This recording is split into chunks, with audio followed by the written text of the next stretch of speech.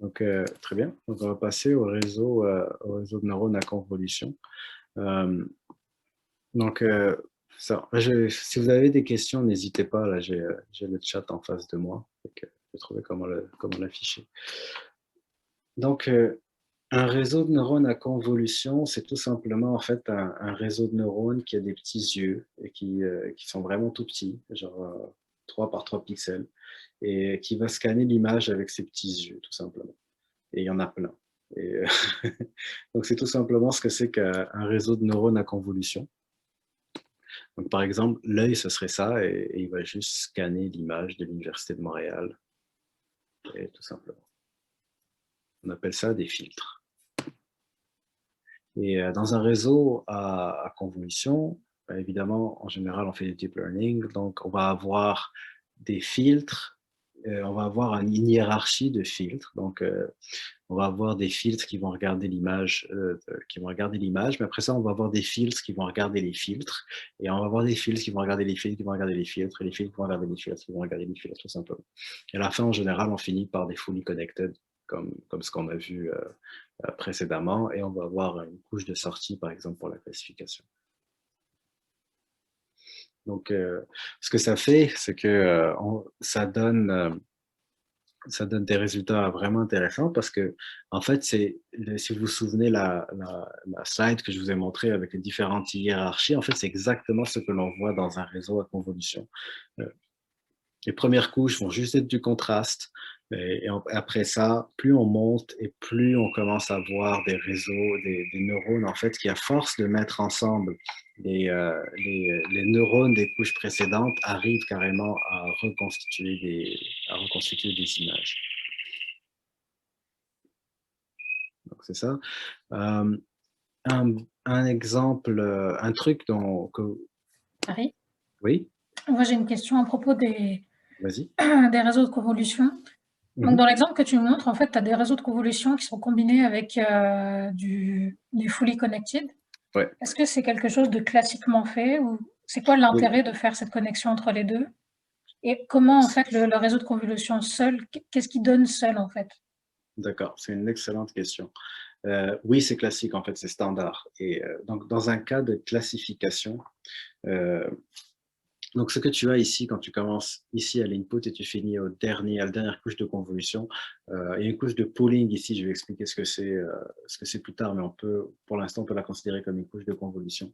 C'est en fait des, des activations de filtres. Donc, la raison pour laquelle on les appelle des filtres, c'est parce que véritablement, ils sont capables de voir qu'une seule chose dans l'image, tout simplement.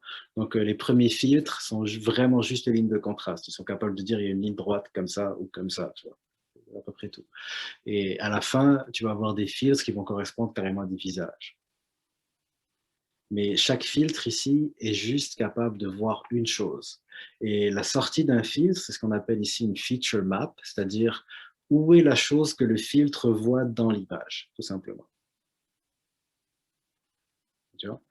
Et donc, ce que tu obtiens, en fait, à la fin, à la dernière couche de convolution, c'est quelque chose c'est tout simplement, en fait, un résumé de ce qu'il y a dans ton image.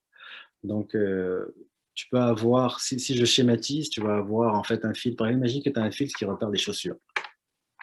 Et qui va dire, OK, il y a des chaussures dans l'image. Après, tu vas avoir un filtre qui va dire, il y a un pantalon. Après, tu vas avoir un filtre qui va dire, il y a une tête, etc. etc. Et, euh, et en fait, ce que tu fais fait que tu as juste ces informations, fait que en fait, il ne dit pas juste il y a une chaussure et un fil, mais il dit exactement où elle est. Fait que dit, OK, des chaussures ici, il y a un pantalon ici, il y a une chemise par au-dessus, par exemple. Et tout en haut, il y a un visage.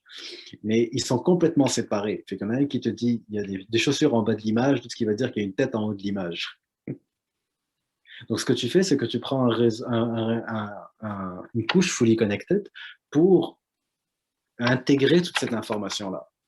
Ok. Fait que la fully connected va prendre toutes ces informations, va dire, OK, il y a des chaussures en bas, il y a une tête en haut, c'est probablement un être humain. Mais c'est ça, parce que c'est exactement à ça qu'elle sert. En général, on en met deux. Tu peux en mettre plus si tu veux, mais le classique en fait des réseaux à convolution qui sont sortis sur MX, etc., c'est exactement en fait ce réseau avec 2 couches de fully connected à la fin. OK.